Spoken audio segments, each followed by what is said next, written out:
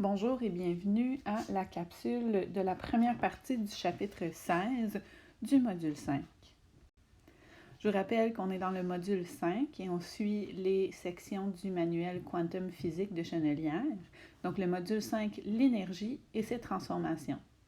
Dans la dernière capsule, on a parlé du chapitre 15, le travail et la puissance mécanique.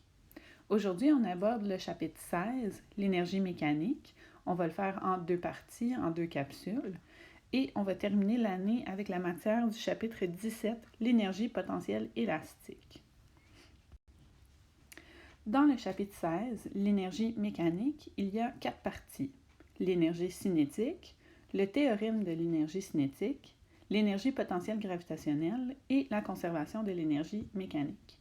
Aujourd'hui, dans cette présente capsule, la première partie du chapitre 16 sera seulement les deux premiers sous-chapitres, c'est-à-dire l'énergie cinétique et le théorème de l'énergie cinétique. Avant de se parler de l'énergie mécanique à proprement parler, on va aborder le thème de l'énergie. Alors, qu'est-ce que l'énergie? L'énergie, en physique, est définie comme la capacité de faire quelque chose, c'est-à-dire la capacité de générer un mouvement, un déplacement ou de transformer un objet ou tout corps. En mécanique, on parle d'énergie cinétique. On se rappelle, le mot cinétique se rapporte à l'élément du mouvement. Donc l'énergie cinétique sera liée au mouvement d'un objet, par opposition à l'énergie potentielle qui dépendra de la position de l'objet dans son environnement. Donc ici, l'énergie cinétique, c'est l'énergie que contient un objet en mouvement. Afin de calculer l'énergie cinétique, on utilise la formule suivante. EC, pour énergie cinétique, est égal à 1/2 mv au carré. M étant la masse exprimée toujours en kilogrammes et la vitesse, V, est exprimée en mètres par seconde comme à l'habitude. L'unité de l'énergie, comme on le sait, c'est le joule. Si on analyse cette formule, on voit que l'énergie cinétique est directement proportionnelle à la masse. Si la masse double, l'énergie cinétique doublera aussi. Donc, plus un objet est massif, plus il va contenir de l'énergie cinétique. Si on analyse l'influence maintenant de la vitesse, on voit que la vitesse dans la formule est au carré. Donc, l'énergie cinétique est directement proportionnelle au carré de la vitesse. C'est-à-dire que l'influence d'une variation de vitesse est beaucoup plus importante sur la variation de l'énergie cinétique que la masse. Si on double la vitesse d'un objet en mouvement, son énergie cinétique va quadrupler grâce à l'influence de la vitesse au carré. Important à retenir aussi, l'énergie cinétique est une quantité scalaire. Un objet, par exemple, qui se déplace à 10 mètres par seconde vers le haut, possède la même énergie cinétique que s'il se déplaçait à 10 mètres par seconde à l'horizontale. Donc, peu importe la direction et le sens, l'énergie cinétique demeure la même. C'est donc une quantité scalaire. De manière plus concrète, on peut s'imaginer une masse qui voyage. Si on imagine l'énergie cinétique, c'est-à-dire la capacité d'influencer quelque chose.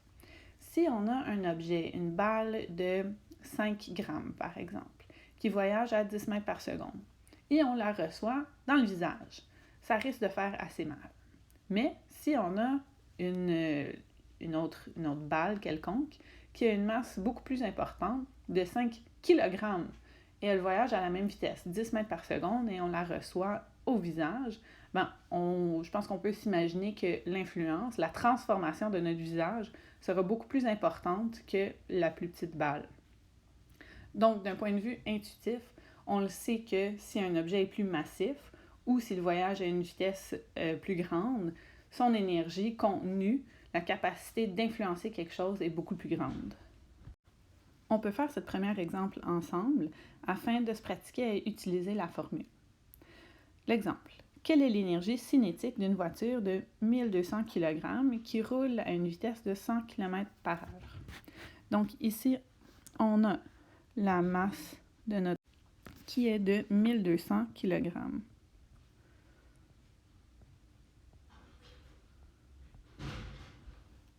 Ensuite, j'ai la vitesse de mon objet, 100 km par heure. Et on cherche l'énergie cinétique dans cette question. Je vous rappelle que la vitesse dans la formule, si je me note la formule ici, 1/2 mv au carré, comme on a vu précédemment, la vitesse doit être en mètres par seconde. Donc, je dois, dans un premier temps, convertir mes unités de la vitesse pour pouvoir utiliser ma formule. Donc, la vitesse est égale à... Et là, on va utiliser la même méthode qu'on avait vue plus tôt dans l'année. Donc, 100 km par heure. Et je vais convertir, je vais éliminer les kilomètres dans un premier temps. Fois, et là, je fais fois 1. C'est-à-dire 1 km est égal à combien de mètres? Donc, 1000 mètres correspond à 1 km. Mes kilomètres vont donc pouvoir s'éliminer. Fois, et je vais convertir l'heure en secondes. Donc, 1 heure correspond à 3600 secondes. La vitesse de la voiture est donc de 27,8 mètres par seconde. J'ai oublié d'éliminer mes heures. Voilà. À partir de maintenant, je peux directement utiliser ma formule. Donc ça, c'était la première étape de ma démarche. Deuxième étape, du cinétique. J'ai déjà ma formule, donc je vais directement mettre mes valeurs. 1/2 fois la masse, 1200 kg, fois la vitesse que je viens d'inscrire, 27,8 mètres par seconde. Et ceci, il ne faut pas l'oublier, au carré. L'énergie cinétique est donc égale à... Et là, j'ai utilisé la notation scientifique pour conserver mes chiffres significatifs, c'est-à-dire 3 chiffres significatifs. 4,64 fois 10 à la 5 joules. Donc, bien évidemment, ici, je pourrais convertir cette valeur en kilojoules si je le souhaitais. Donc, voilà. L'énergie cinétique d'une voiture de 1200 kg qui roule à 100 km/h est de 4,64 fois 10 à la 5 joules. On voit que c'est quand même beaucoup d'énergie. Dans cette deuxième partie, nous allons parler du théorème de l'énergie cinétique. Le théorème de l'énergie cinétique stipule que le travail total effectué entre un instant initial et un instant final est égal à la variation d'énergie cinétique entre ces deux instants, delta EC. Si on y réfléchit un petit peu, le travail est résultant d'un déplacement de quelque chose, une force qui agit sur un objet et qui le déplace. De manière assez intuitive, on le sait que quand on travaille pour déplacer un objet, il y a un transfert d'énergie. Il y a de l'énergie transférée d'un endroit vers un autre. Par exemple, lors d'une chute libre, la force gravitationnelle effectue un travail, donc pour déplacer l'objet, qui se traduit à une augmentation de l'énergie cinétique. On le sait, plus un objet tombe, plus il tombe rapidement. La vitesse augmente par l'accélération gravitationnelle, bien évidemment. Donc, il y a une variation de l'énergie cinétique. Le travail effectué par la force gravitationnelle est transformé en énergie cinétique. Il y a donc une variation d'énergie cinétique. On utilise donc la formule suivante pour faire le lien entre les deux. Le travail total est égal à delta l'énergie cinétique, qui est égal à énergie cinétique finale moins énergie cinétique initiale. On le sait, le delta énergie, c'est toujours une variation. Une variation, on la calcule en utilisant la valeur finale moins la valeur initiale. On peut alors faire la démonstration mathématique de cette formule. Le travail total est égal à la force résultante fois la variation de position, on va l'appeler delta x ici, fois cosinus de θ, c'est-à-dire l'angle entre la force et le déplacement. Ça, c'est la formule qu'on avait vue au chapitre précédent. On sait aussi que la force résultante est égale à la masse fois l'accélération. On sait aussi que grâce aux formules de MRUA, on peut isoler l'accélération dans une formule de mouvement rectiligne uniforme.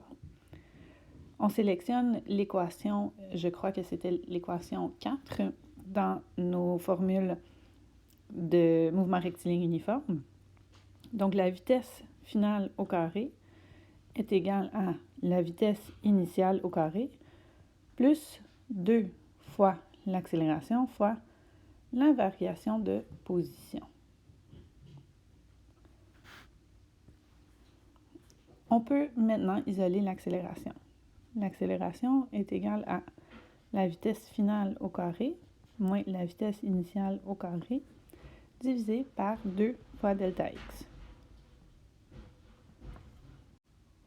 À la prochaine étape, on va combiner nos trois formules. Donc, dans un premier temps, ce que je vais faire, cosinus de θ. Dans ce cas-ci, on prend pour acquis que la force résultante est dans la même direction que le déplacement. Donc, cosinus de 0 degré sera égal à 1. On va l'enlever. Ensuite, la force est égale à la masse fois l'accélération. Donc, je vais remplacer la force résultante par cette équation. Et en plus, l'accélération dans cette formule, je vais la remplacer par la formule ici d'accélération. Donc, on va combiner toutes nos formules. Donc, voici, j'ai maintenant que le travail total est égal à la masse fois l'accélération, donc la formule que j'ai encadrée en verte, vitesse finale au carré moins la vitesse initiale au carré, divisé par 2 fois delta x. Donc ici, c'est une multiplication avec une division, fois delta x. Ici, puisque c'est une multiplication, on peut éliminer le delta x. Ensuite, si je fais la distribution de la masse, ma formule devient le travail est égal à, je vais juste retranscrire ce qu'on vient de faire. Le travail total, pardon, est égal à la masse fois la vitesse finale au carré moins la vitesse initiale au carré divisé par 2. Le travail total, je suis désolée si y a des bruits en arrière-plan, il y a de la construction qui se passe aujourd'hui, puis j'ai pas vraiment d'autres moments pour faire la capsule, donc mes excuses. Donc, la masse fois la vitesse finale au carré divisé par 2 moins la vitesse initiale au carré divisé par 2. Et si je fais la distribution de la masse, le travail total est égal à la masse fois vitesse finale au carré divisé par 2 moins vitesse initiale, la masse, fois la vitesse initiale divisé par 2. Donc ici, je vais juste écrire les deux éléments suivants de manière différente, ceci et ceci. M fois V au carré, V final au carré divisé par 2, c'est la même chose que d'écrire une demi fois la masse fois la vitesse finale au carré moins une demi fois la masse fois la vitesse initiale au carré. Et là, je ne sais pas si vous remarquez ici ce qu'on identifie. Ça, c'est la formule de l'énergie cinétique finale et initiale. Donc, le travail total est égal à l'énergie cinétique finale moins l'énergie cinétique initiale. Et voilà le théorème de l'énergie cinétique. Le travail total est égal à la variation de l'énergie cinétique. Je rappelle que le travail et l'énergie ont la même unité, c'est-à-dire le joule. On a un exemple ici pour se pratiquer à utiliser la formule du théorème de l'énergie cinétique. Sur une surface horizontale, un chien tire un traîneau de 25 kg sur une distance de 4 mètres avec une force de 50 newtons au moyen d'une corde horizontale. Le traîneau était initialement au repos et on suppose que le frottement est négligeable. A.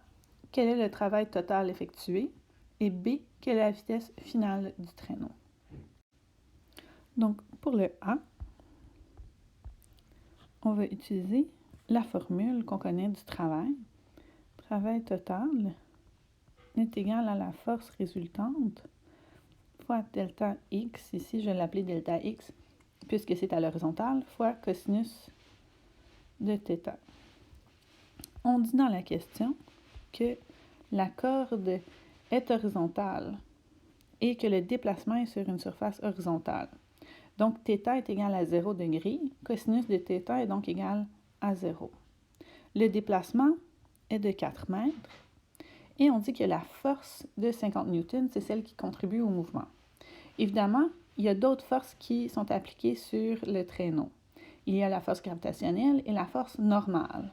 Cependant, on sait que ces deux forces-là vont s'annuler et ne sont pas dans la même direction que le déplacement. Donc, on ne va pas les compter dans notre calcul ici, ne sont pas nécessaires. Donc, le travail total est égal à la force qui contribue au mouvement, 50 newtons, fois le déplacement, 4 mètres, et cosinus de θ qui est égal à 1, donc fois 1. On n'est pas obligé de l'écrire, mais voilà. Le travail ici total est donc égal à 200 joules, 50 fois 4.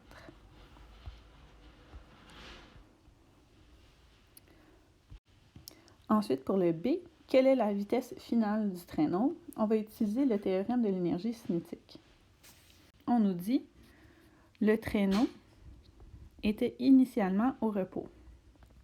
Donc, on sait que la vitesse initiale on sait que le travail total est égal à la variation de l'énergie cinétique. Le travail total, je suis en train de répondre au B, est égal à l'énergie cinétique finale moins l'énergie cinétique initiale. Le travail total est égal à 1/2 la masse de l'objet fois la vitesse finale au carré moins 1/2 la masse fois la vitesse initiale au carré. Dans la question, non est de 0. Donc, l'énergie cinétique initiale, si la vitesse initiale est égale à 0, donc tout ceci est égal à 0. Le travail total, donc égal à 1/2 la masse fois la vitesse finale au carré. On doit donc isoler la vitesse finale et remplacer par nos données. Donc, 2 fois le travail total est égal à la masse fois la vitesse finale au carré. La vitesse finale au carré est donc égale à 2 fois le travail total divisé par la masse. Dernière étape de la démarche, la vitesse finale va être égale à la racine carrée de 2 fois l'énergie cinétique finale divisée par la masse et on remplace par nos valeurs. Racine carrée de 2 fois 200 joules divisé par 25 kg. La vitesse finale, si je pitonne tout ceci, me donnera une vitesse finale de 4,00, si je conserve mes 3 chiffres significatifs, mètres par seconde. Et voilà, j'ai donc répondu au B. La vitesse finale de mon traîneau est de 4 mètres par seconde. Donc, ça conclut les notes de cours pour cette première partie du chapitre 16. Et la semaine prochaine, Avec la nouvelle formule, on va continuer le chapitre 16, puis on va se parler des autres types d'énergie. Merci et bonne journée.